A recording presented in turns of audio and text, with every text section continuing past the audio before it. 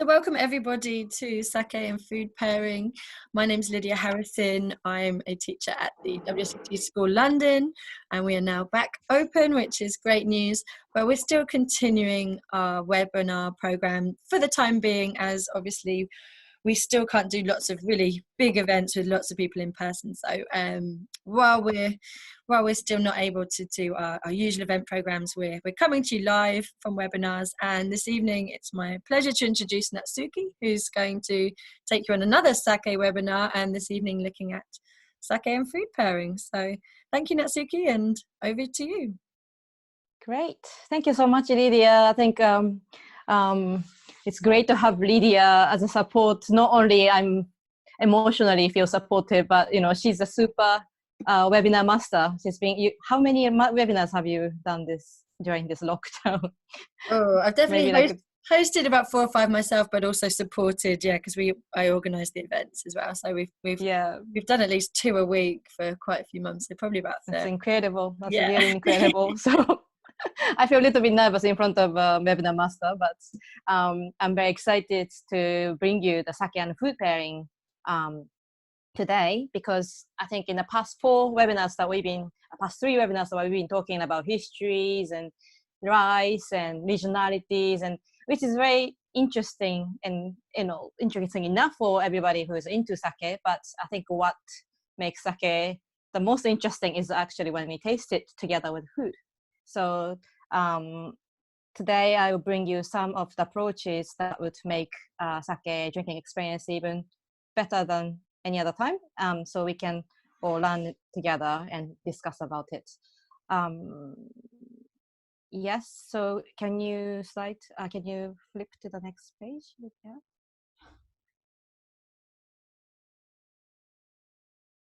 Okay, so the concept of what is pairing, it's general. I think if you are into wine, it's exactly the same, that the process of pairing certain food dishes with certain drink to enhance the drinking experience more than enjoying on its own.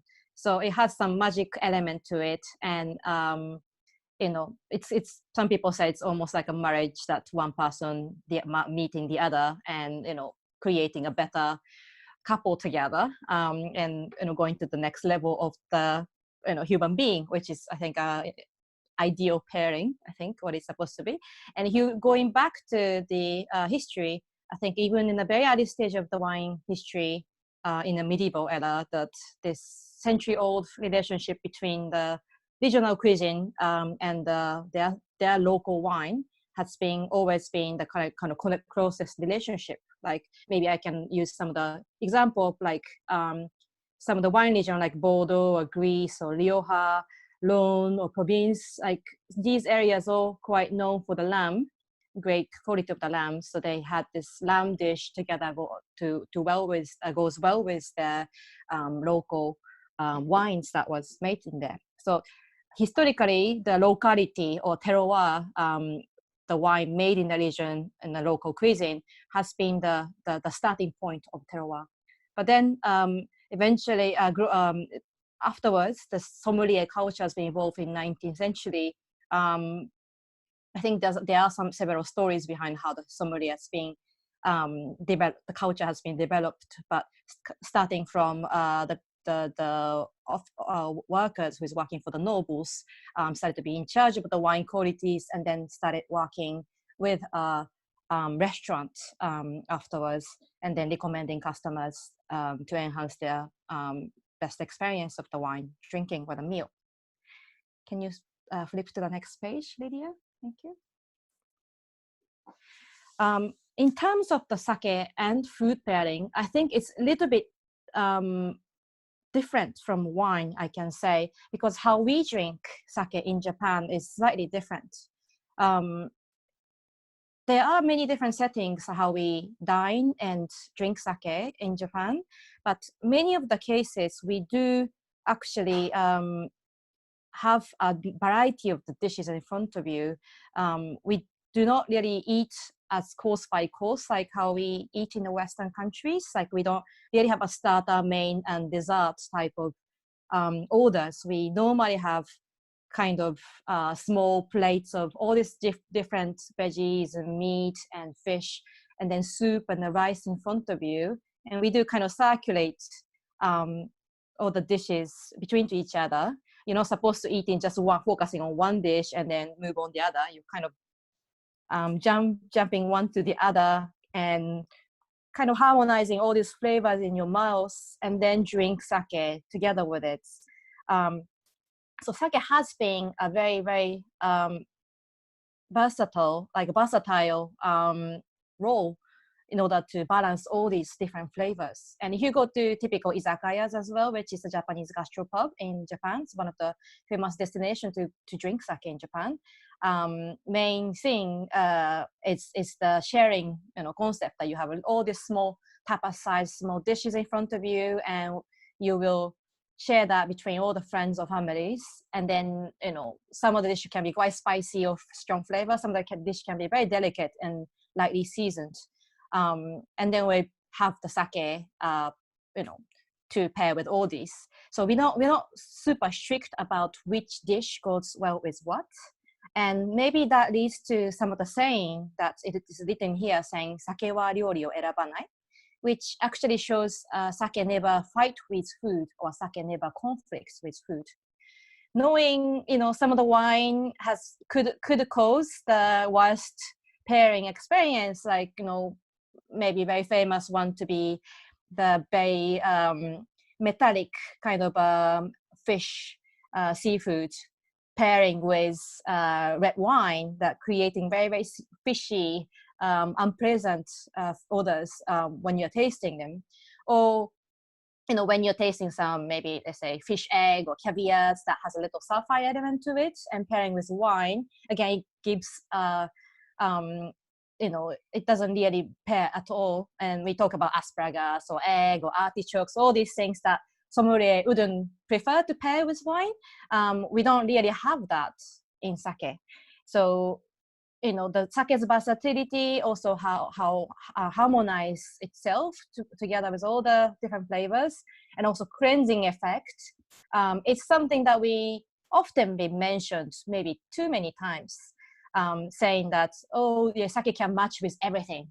Sake doesn't conflict with anything. But in terms of how we introduce drink to the Western countries, I think it shouldn't be oversaid, to be honest. That's my personal opinion, because it could actually cause the misunderstanding that, oh, sake doesn't pair with anything. And it's really not, it's technically not a pairing, I can say. So today we will focus on how, in a Western perspective, how sake can be paired with a specific dish and specific element of the dish. So we can kind of find a newer way of enjoying sake. And then another point is, maybe this is the main reason why at the WSET level 3 was in sake, we don't mention so deep about pairing. Tasting experience, tasting preference, or pairing compatibility is very personal and subjective. So, there's a famous saying made by the wine specialist called Mark Oldman. He says the food and wine pairing can be like sex and pizza. So it's always, depending on the atmosphere of the space, how you feel physically. If you're sick, you can't really taste much, for example, or how if you're enjoying a moment of the company, or if you're not. These kind of emotional states can really affect to your pairing experience as well. So some of the things, like, you eat the like wedding cake with champagne, it's actually, if you think that as a professional point of view, it's quite a worst pairing, because, champagne does contain enough sugar to balance out with the sugar in the cake. But we often enjoy the best moment because of all the atmospheres around you. So this is always subjective, and the personal preference is always more important than the theory, I can say. And then the third things to be careful is there's no universal standard for deliciousness. So just knowing what kind of food culture they are coming from, and also the generic element of your tasting skills or tasting ability, these things also changes as well. For example, in Japan, in cooking, we do actually add quite a lot of sugars in cooking. Like not only actually in Japan, also in some other Asian countries like Thai or Vietnamese as well, they add lots of sugars during the cooking. Whereas in Western countries, apart from the sweet dish like cakes, you don't really add sugar for the savory dishes, isn't it? So these kind of backgrounds, as well as like some Indian cuisines, they actually combine the spices that it's contrasting or almost like opposite characteristics to bring out the kind of complex layer of the flavors, which is also quite rare to see that in Western culture to combine something that's quite opposite characteristics too. So how you grow up, what you grown up eating. Like one of my favorite food is the natto, which is the sticky soybeans that's quite funky and stinky. And I know that a lot of Western people really don't like them because of the very unusual flavor and taste. But that's how, if you're grown up with it, that's going to be your mother tongue kind of favorite flavor. So that affects to your personal taste. Please, can you flip to the next page? So the approaches that I'm going to introduce you today is this 4 written. There are many books and many theories that's been developed over the century, I can say, by a lot of sommeliers and a lot of experts. So please, explore all this. So I'm not covering the entire theories, what's in the market today, but the main things that quite basic, I can say, but main thing that would highlight the sake and food pairing is this 4. So matching with intensity, matching with 5 different flavors, and matching similarity. So that can be known as a congruent pairing, or matching difference that can be known as a complementary pairing. So let's start from the matching with same intensity. Can you please click to the next page, Lydia? Thank you. So the first approach is matching with intensity.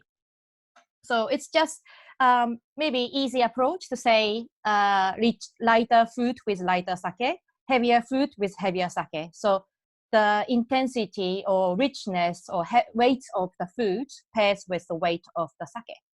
So I just wrote down, put some of the points that what decides the intensity of the food. So first, it comes from the ingredients. So you have all the variety of the ingredients, whether you're using a, different type of vegetables, or seafood or meat. Some meat can be quite heavy and rich. Some meat can be quite lean. Some fish can be quite oily, or some fish can be quite light or delicate or meaty. So all these, choice of the ingredients would add probably the biggest intensity of the flavor. Plus that adds to is a seasoning and condiments. So if you are seasoning this with salt, soy, or are you adding sugar to it, or are you adding spice to it, any chilies, any wasabi, any gingers or garlic, or are you adding any citrus fruits to it to add extra acidity, or are you adding any herbs to it, any coriander or any spring onion or lemongrass, all these things to give a little pungent flavor. And probably oil is another one thing that could give a lot of the weight from the flavor as well. And then the cooking methods. So if you are either serving that raw, or like sashimi style, or are you curing it, are you steaming it, you're boiling it, you're smoking it, pan frying or deep frying, grilling it, stewing it. So depending on the method of cooking, that adds to the weight or intensity of the flavor. So for example, you can see in the picture that the tuna, there's a tuna sashimi. If you just cut them in slice and serve it raw, and either you just serve that with salt, with wasabi, or maybe soy sauce with wasabi, and maybe you can have a little ponzu with wasabi, that is probably the leanest or lightest approach. And then you can serve them slightly seared, so not seared, the toasted around it. So you just grill the very surface area of tuna to make it tataki style, and then you normally serve them a little condiments of the herbs and the kind of ponzu, citrusy soy together with it. So by kind of grilling around it, you add extra toasty kind of roasty elements, and also the flavor of the fish will be a little bit more concentrated. So that adds the heavy, become a little bit more richer styles. And then if you go to the ultimate sense, there is a tuna flakes or tuna like a kind of maguro bushi, like a bonito flakes, but like this is tuna flakes that's been dried and smoked, fermented and smoked. So it's very dry, and you kind of slice them, almost like a tuna jerky, I can say. So that is very concentrated salt and umami in there, because all the water is being run away, and you kind of have to chew them quite nicely to get all these flavors, very, very concentrated. So just that depends on how you season, how you cook. Same fish can be completely different intensity in flavor. And you pair that with different level of intensity of sake. So what makes a different intensity of the sake is a different level of aroma intensity. If the aroma flavor intensity of the sake is, quite pungent or less, more delicate style, does it have a higher alcohol content or medium or quite lower alcohol content style of sake? That also changes the intensity of the sake. Also, maybe if you're not used to tasting so much, but it's a bit difficult, but the sweetness and the umami content of the sake, if the sake has quite rich, viscous characteristic with creamy, heavier feels with lots of umami, that is quite heavy styles of sake. Often you can see in like aged sake style, or a mature junmai style, especially like Kimoto or Yamahaimoto has style junmai that has a rich umami in there, and good acidity and sugar to balance out with it, that tend to have a higher intensity.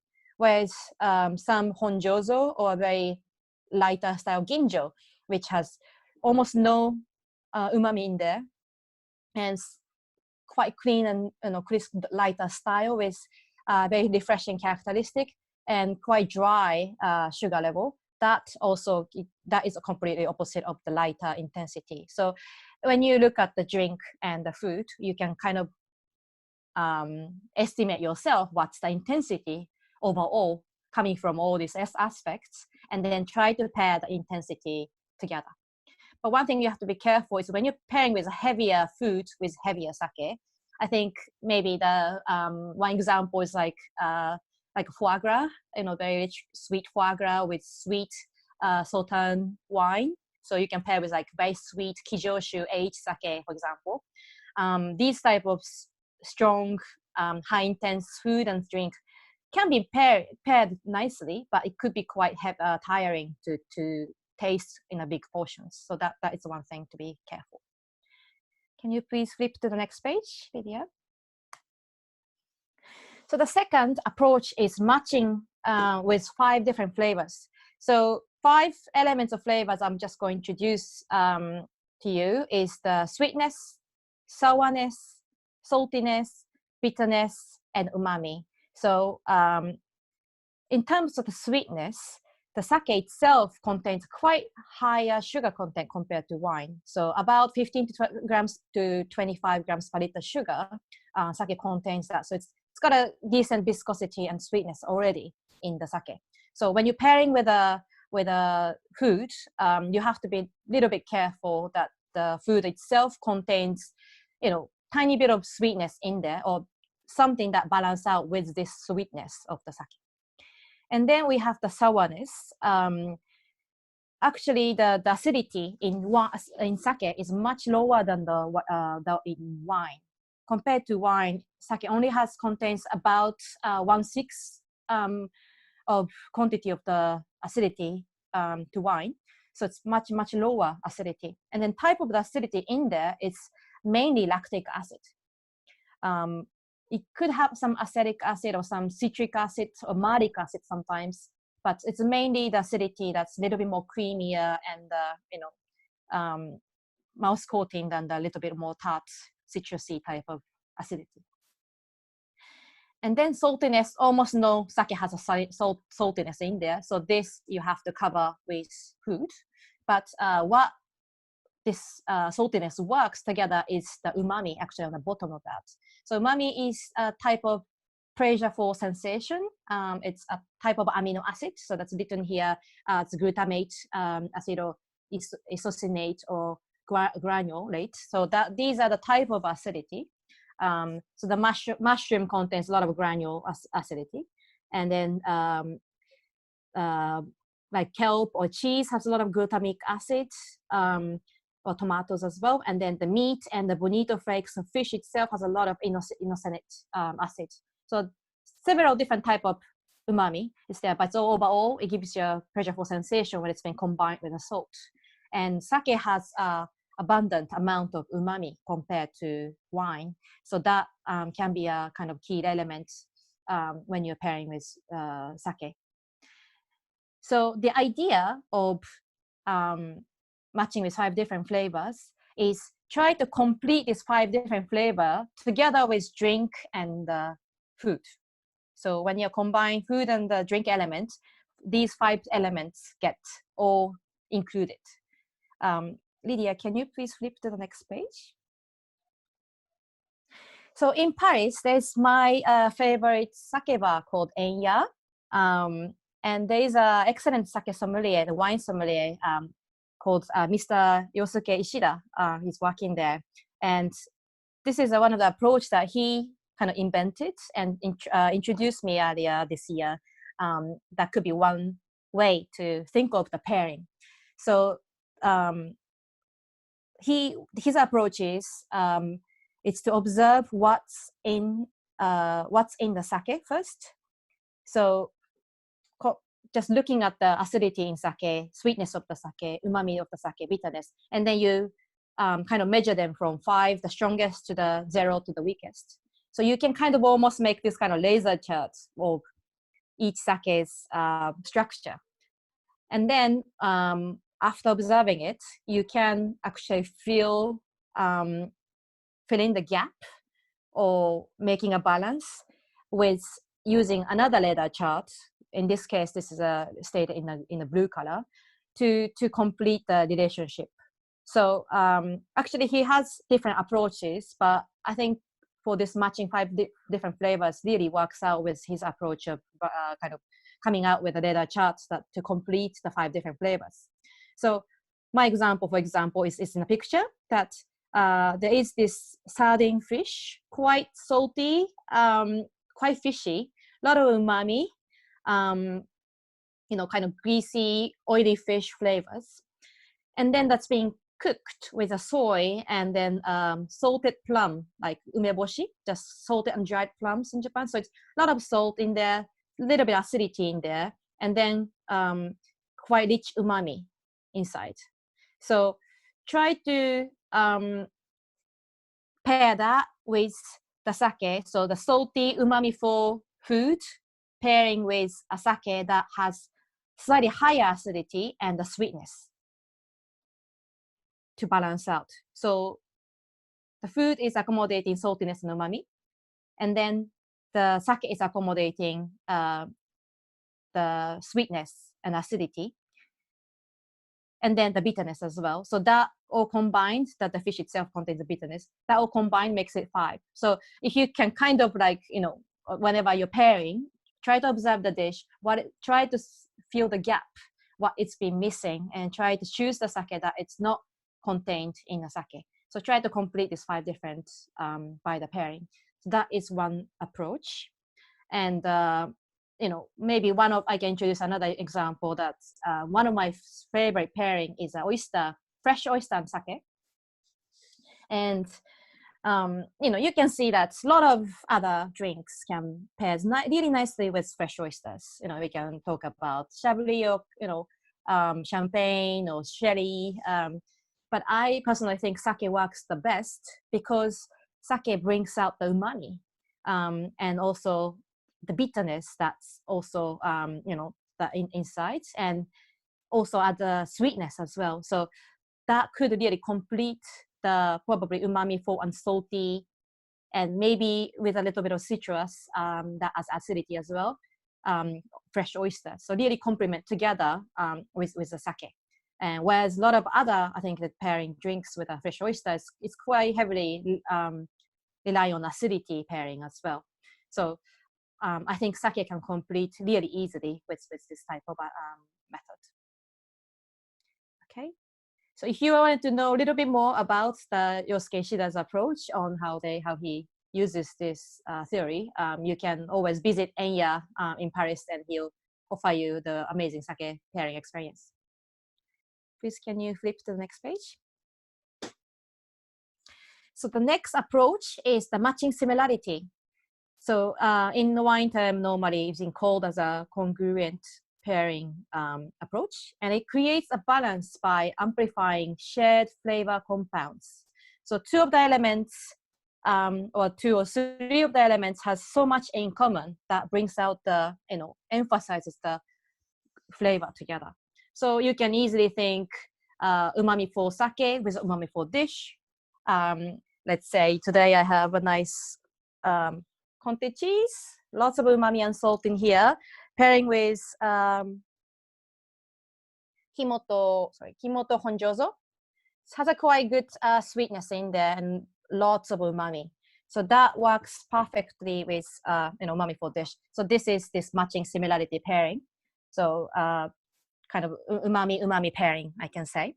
And I can say like some dried fruits pairing with matured aged sake. That can be also kind of this cognitive congruent pairing that's harmonizing the flavor together.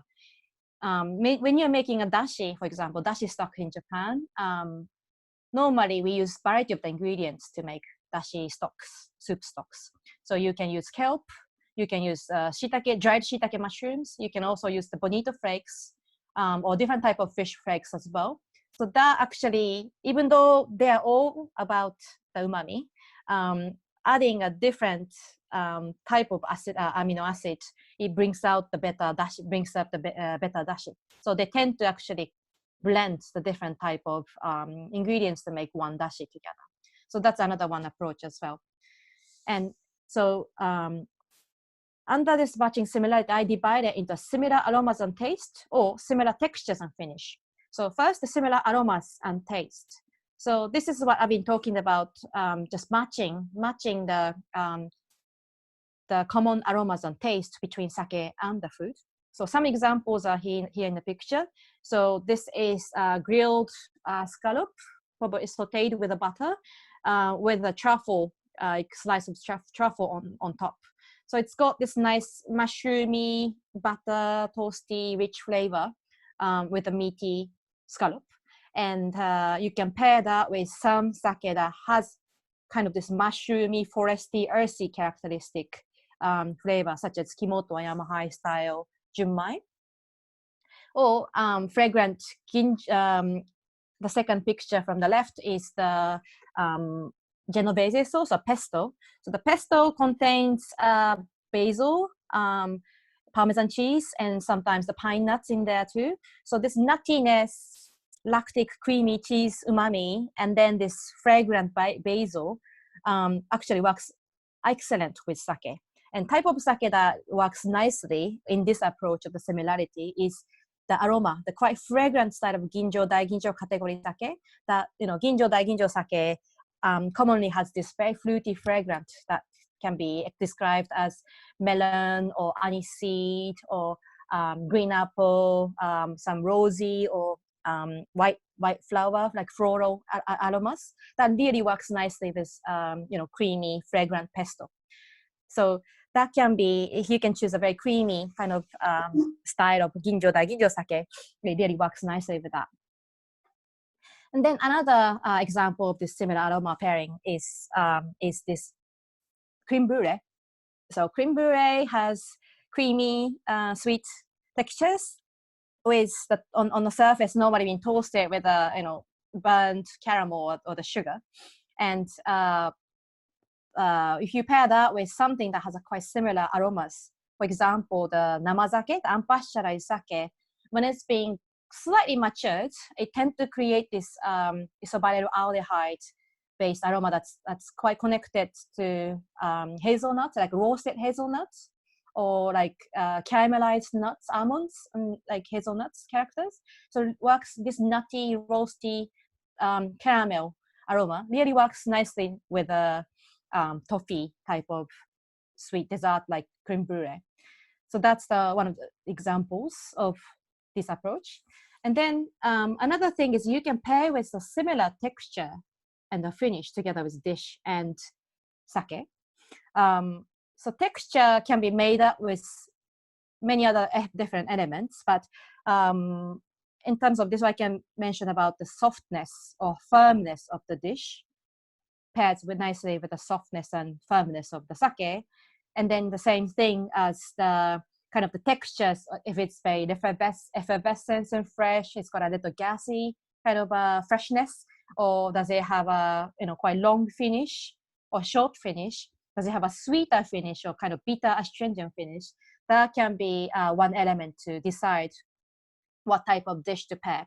So one of the example, the second one from the right is pho, like pho noodle soup, rice noodle soup from the Vietnamese one. It's so gentle and mellow. Like it's got a gentle umami in there, nothing too strong unless you put a lot of like spices in there.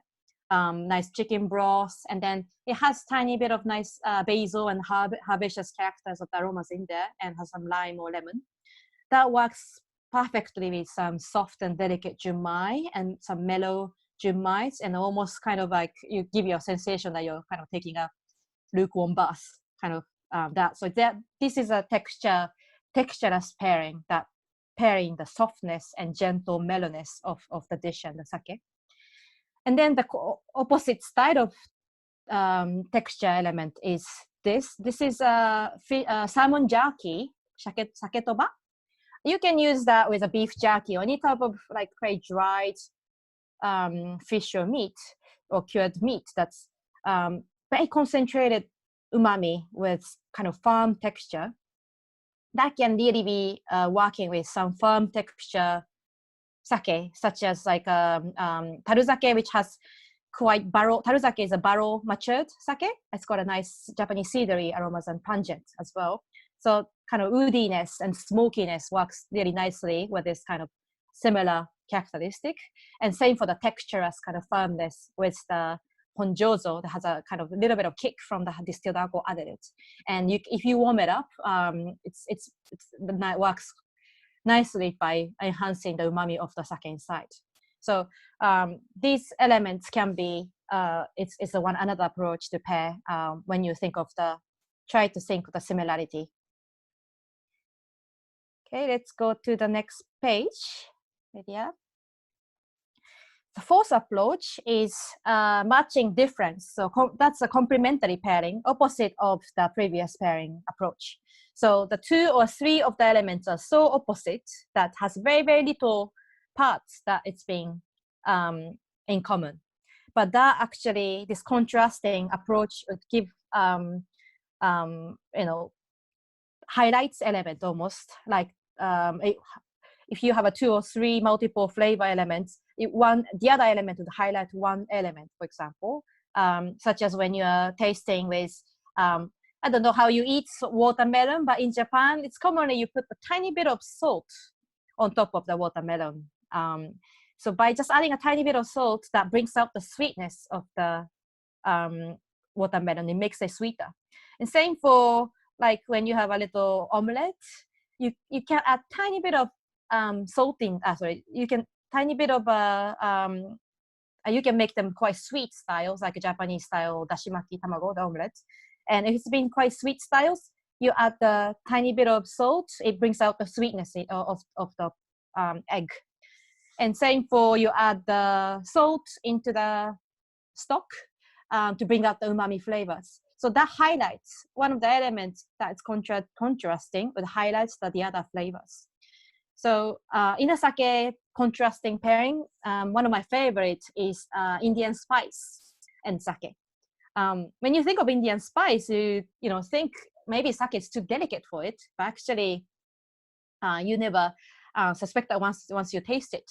So if you some of the spicy like butter chicken, or I can say like a tandoori lamb, quite fragrant, sweet, flavorful, and a lot of umami in there, really works nicely together with a fragrant ginjo. The spices really opens up, so spiciness and saltiness of the curry really opens up the fragrance of the ginjo, and the ginjo sake makes a very refreshing, fragrant, and really bright characteristics. If you really have a chance to try Indian and sake, it's one of my best pairing, I think.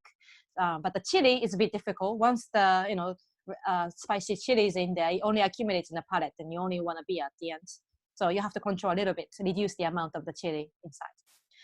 Another pairing is the Mexican tacos. So on this picture, I put some prawn tacos, but just all these different elements of some spicy meat or fish, and then some fragrant coriander or some herbs. And then you have some tomato, adding some umami, and then the sour creams, the lacticness.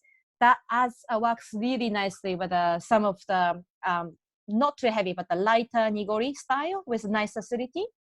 So it adds the sweetness to the dish, and the creamy elements, texturous elements of the sediments in sake really coats the spicy meat or fish of the dish, and then the fragrant condiments of the herb works nicely with the sake itself and bringing out the aromas. And if the sake itself has acidity, works nicely with the acidity in the tacos. So it's again quite unusual pairing, but I really want you to get out of Japanese food. Sake has to only drink with the Japanese food kind of stereotypes. So that's my suggestion. Another thing is blue cheese. I think when you are pairing with blue cheese with wine, you always have to choose some of the quite sweet, stickiest drinks. So you can alternate that with aged kijoshu. Kijoshu is a type of sweet sake. So today I have this Hanatomoe from Nara Prefecture's Nature and Nature. This is Yamahai kijoshu. It's quite sweet and viscous style of sake. It's also being aged. It has a slight kind of amber colors. Today I chose tiramisu to pair with this, but I think pairing that with pungent blue cheese, this pungence with a fragrant, sweet, viscous sake works nicely.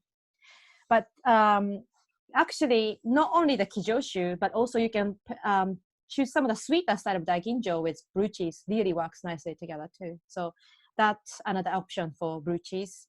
So not only the blue cheese, but I think range of different type of cheese works excellent with range of the sake, because sake has a lot of lactic acidity. So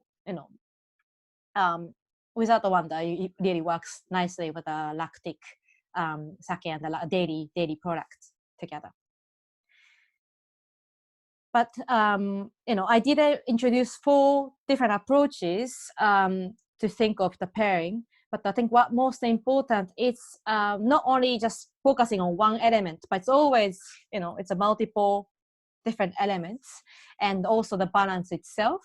And, I think the best approach is you just try, learning by trying and tasting the different flavor and the dish together, see what works the best.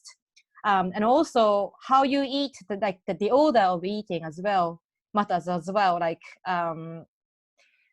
when you have the nigiri sushi, it's very simple dish, but how you eat it actually changes the impression of the experience too. Like there's no right or wrong way, but some sushi chef says that sushi, you're supposed to flip them, like fish side bottom, and then you put the soy sauce on the fish side, and then if you put the fish and soy sauce side on the tongue, that is completely different from you're eating from the rice bottom. What you taste, like the order of tasting it, it's very, very different. Also, like when you have the biscuits that has only one side coated with a chocolate, either you're eating from the biscuit side or chocolate side, the flavor impression and the sweetness impression is different too. So these things is also to decide how the pairing would work as well. Okay, can you please flip to the next page, Lydia? Thank you. So another thing that's interesting when you are pairing with sake is you can play with temperature. So sake has the widest range of the temperature you can drink compared to any other type of drinks, I can say. So in this chart, it actually explains every 5 degrees, sake has a different name to enjoy sake. So starting from the very, very cold mizore sake, which is almost a kind of slushy, frozen type of sake. And then you got a snow cold, and then you have a hana here. Hana in Japanese means flower, and flower for Japanese people means cherry blossom. So it's as cold as a cherry blossom blooming season in Japan. I think it's very poetic. And then you have autumn breeze, room temperature, sunbathing, body temperature. So, and then some nurukan, atsukan, tobikirikan. So depending on that, you know, even hot sake has a actually 6 names that you can call. And depending on the temperature range, it really gives you a different impression of the sake. Can you please, and then, sorry, the best way to warm it up is a hot water bath. You can put sake in a carafe or milk jug or whatever that's heat resistant. You can pour the hot water in, again, the heat resistant pot. You can boil the water in a kettle and just pour that into the bowl or pot. You don't have to heat the pot itself from the bottom because it's a bit too strong fire approach. And then after a few minutes, you can measure the temperature by thermometer. Sake is being ready when it's, if you wanted to decide that it's being lukewarm or hot. Can you please flip to the next page? So the relationship to temperature and the sake is very interesting. Sorry, this chart is not translating in Japanese, in English, but this shows how flavor intensity, the impression of the intensity changes depending on the temperature. So on the bottom, this is a Celsius temperature, starting from 2 degrees to 47.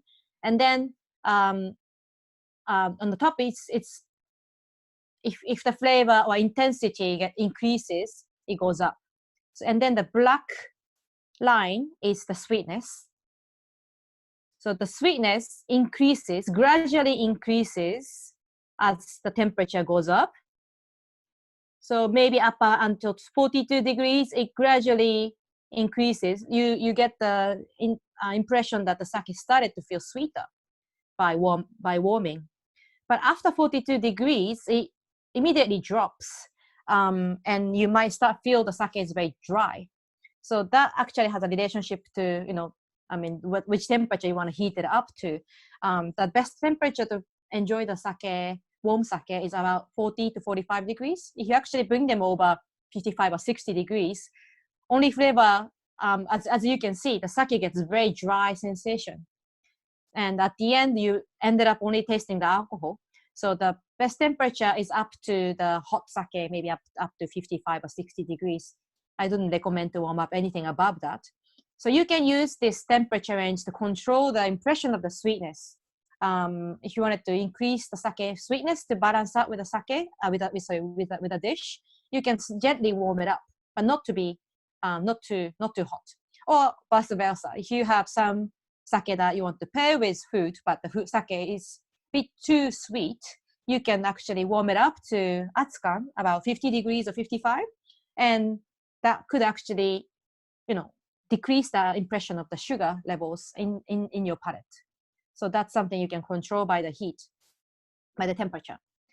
And then the green line is acidity. Actually, acidity doesn't change much by the temperature, but what it's been changing is the this brown or purple color one, that it's a saltiness, and then the red color line is the bitterness.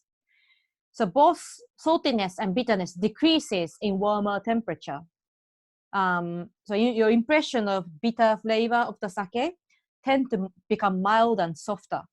So that is one of the reasons why some of the very umami for rich sake that may be a bit too strong when you taste them chilled, or maybe bitter kind of flavors, actually make it much smoother and softer texture when it's flavor when it's being warmed up. So you can use that to pair that with dish to open up the umami flavors, make them softer and mellower. And then below I wrote about the heat-loving acidity and cool-loving acidity. So in Japanese, we said onshisan or reishisan, type of acidity that enhances when it's been heated or in chilled temperature.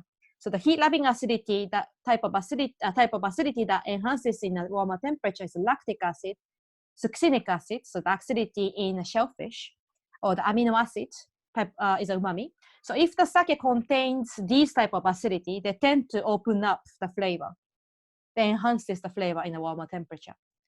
Whereas a cool-loving acidity such as malic or citric or maybe some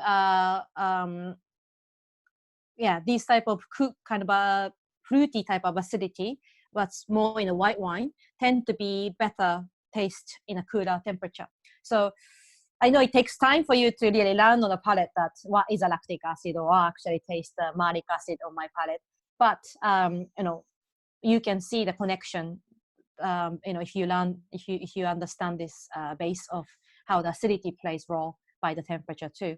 So you can always play with that with the temperature. If you serve them very ice chilled or ambient temperature, or you can serve them in a luke or quite hot temperature. Okay, Lydia, can you please flip to the next page? Thank you. So I couldn't cover the entire thing and introduce enough for the sake pairing. So I wanted to introduce you some of the things you want to learn more about, specific about the sake pairing. One of the books that I recommend is a sake pairing by Maria Chiba, who is one of the kind of very famous sake sommeliers in Japan, works for the bar called Genbai Moto in Tokyo. And Hitoshi Utsunomiya, he's a professor. He used to work at the National Research Institute of Brewing. And he's very knowledgeable about the technical he's a technical expertise on sake. And they worked together to publish this book. And it brings out a lot of interesting approach of the sake pairing as well. So I really highly recommend you to get them, even though the book is mainly in Japanese. But they do also have this Instagram account called Gem Sake Pairing, which introduces some of the recipes on the book in English and Chinese. So if you can, so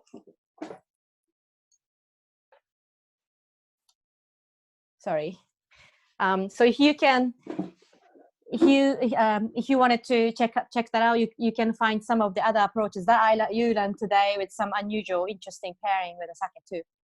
And some of the restaurants that I recommend if you wanted to enhance your experience of pairing. So as I mentioned, Enya has a great sake sommelier, Yosuke. He can guide you through the pairing here in Paris. In London, Endo at Rotunda is one of the restaurants that offers sake pairing together with their omakase course as well. And here in Tokyo, Andy is one of my favorite destinations to visit. It's actually a modern Vietnamese restaurant. And owner and the chef, sommelier, Motohiro Okoshi-san, and he's also another one of the legends in terms of sake pairing and the wine pairing with the food in Japan. And they offer amazing pairing course with their Vietnamese courses. And Genbai Moto, she'll bring a lot of interesting new sakes that it's being aged in oak barrels or wooden barrels or kijoshu, quite new generational sakes that's in a quite new style together with quite interesting pairing too. And another more authentic and a great pairing of destinations, Akaboshi and Kumagai in Tokyo. And Akaboshi-san used to live in New York, and he has been working as a sake sommelier for long years. So he offers really great sake pairing at these restaurants too. So it's as I mentioned, there's actually no one answer for pairing, and it's a limitless combinations of how you can enjoy sake and the dish together. But hopefully you can find your own approaches and find your best pairing together with your favorite sake to enhance your sake experience even more. Okay, so that is all about my presentation. Lydia, if you can unmute everybody and if we can discuss or take some questions. Sure. I'll be very happy to. Yes, I made a note of a couple that came up in the chat. So if I just ask those, and then I'll mute everyone, and they can ask any others. So someone asked about the Missouri sake, the sake slushy. That is it too cold to taste, or can you still get interesting flavor from that? Yeah, I think for your palate, if it's too cold, it's same for the wine. If it's too cold, it's refreshing and cooling, but for the palate wise, you don't taste so much of the flavors in there. You would block some of the flavor elements in there. But I think in the summertime, or if because the alcohol doesn't freeze in certain temperature, if you give a little stress, when you pour the sake in the glass, it started to freeze like a slushy, and it's a really nice presentation, I think, and it's quite fun element too. So maybe not in the professional tasting setting it can taste nicely, but I think it can be quite enjoyable in a hot temperature in the summertime. Thank you. Someone else asked, why can you heat sake and not wine? And I wasn't maybe sure Lydia, you can answer this. No, I Lydia, you can answer this. I hadn't thought about it before, and obviously you have a hot wine in the winter time, like yes, wine, exactly. but... You can have wine, definitely. So yeah, I'm not sure. But I think the serving temperature of the wine, like either serving them quite chilled or ambient. People talk about the red wine should be chilled in the fridge, but some red wine is quite enjoyable chilled. So I think even though it's more subtle than the sake, it does have a relationship to temperature, isn't it?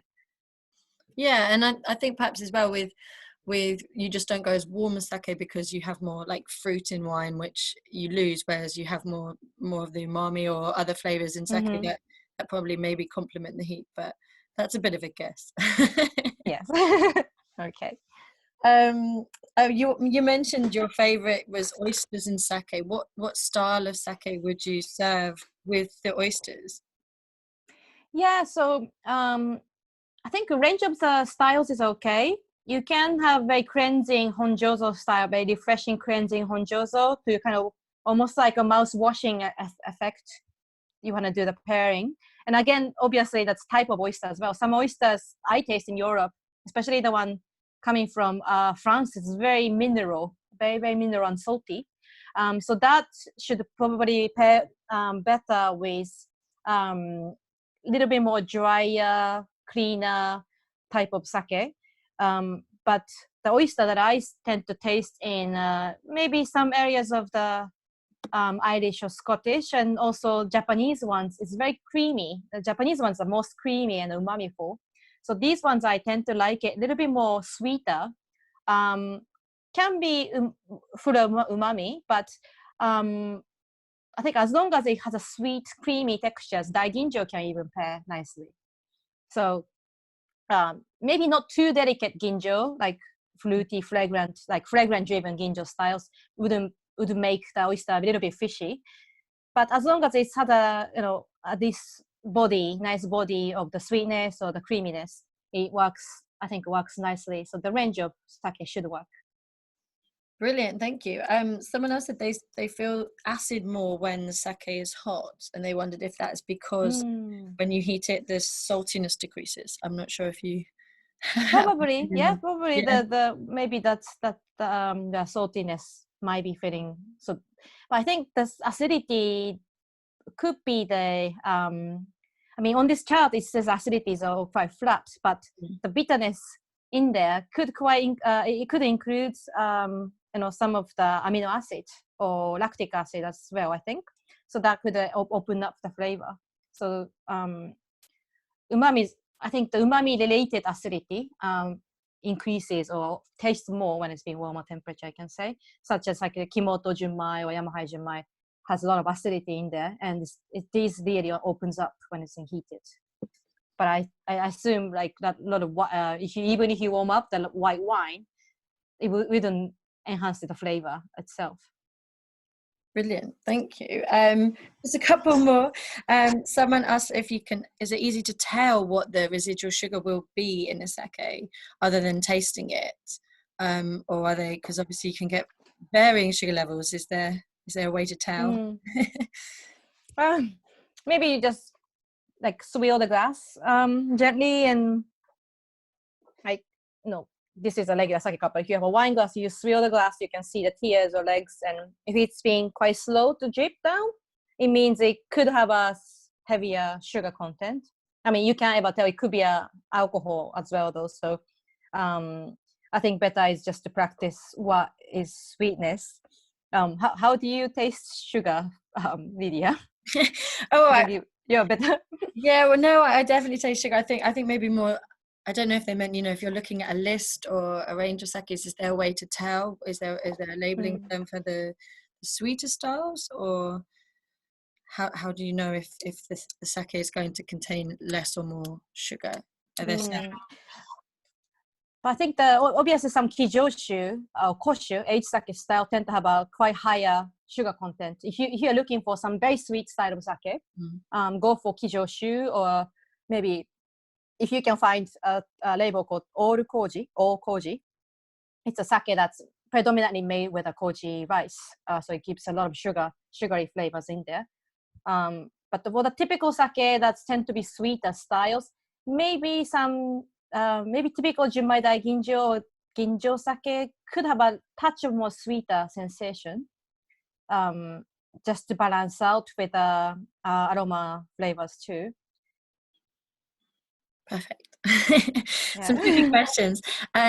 Just a couple more. So someone said about sushi obviously uses lots of different types of fish and egg. Do you think it's better to change sake for each sushi, or is there perhaps one that you might think works with the array of sushi if you were having a few times I did a sake pairing with sushi course in a sushi restaurant, like omakase sushi style, just like one piece, another piece, and then I was so busy, and it's actually quite difficult, I mean, to pair with each single pieces of nigiri as well.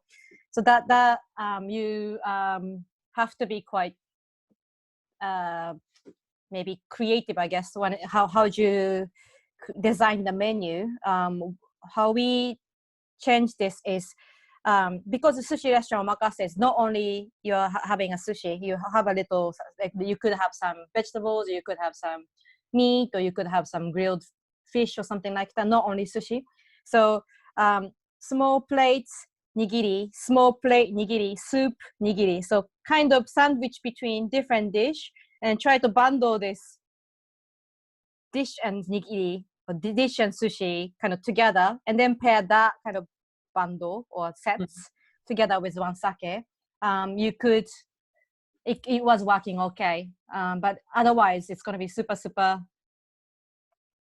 busy to just pair with each single nigiris, and it's going to be just a hectic, not enjoyable, I think. But if not, you can do kind of similar style of nigiri together, lean fish, quite delicate, ginjo style, or quite lighter, soft junmai styles, or some fattier nigiri, like eels or sea urchin, or otoros, these fatty things with a little bit more richer, acidic, fuller sushi. Or you can have like some of the like fishy type of mackerels or sardine. These type of fish can be paired with certain sakes. But if you are not so strict about pairing completely for each single piece, choosing one quite neutral sake like honjozo, quite clean, dry honjozo, that kind of bridge between all the range of the fish, maybe a safer choice, I think. Because sushi is actually one of the difficult dish to pair with sake. Everybody thinks sushi is easiest, but it's actually one of the most difficult to pair completely. Thank you. And final question from me that came up in the chat is, do you know if Endo is going to reopen, or is it?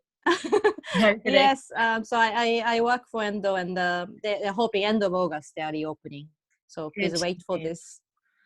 Yeah, I went so you can come back in January, and it was amazing. So. Oh, you did? Yeah, it's an experience, isn't it? Oh, it was, incredible. Everything you ate was just utterly delicious. So. Well, thank you so much. I'm going to stop recording now, so that's it from me, but I will let everybody unmute if they have any further questions, because I couldn't keep an eye on the chat and ask the questions all at the same time. But thank you so much, Natsuki. I think everyone is very hungry and thirsty after all of that, and inspired, and some really great and hungry. Yes. yeah. Starving.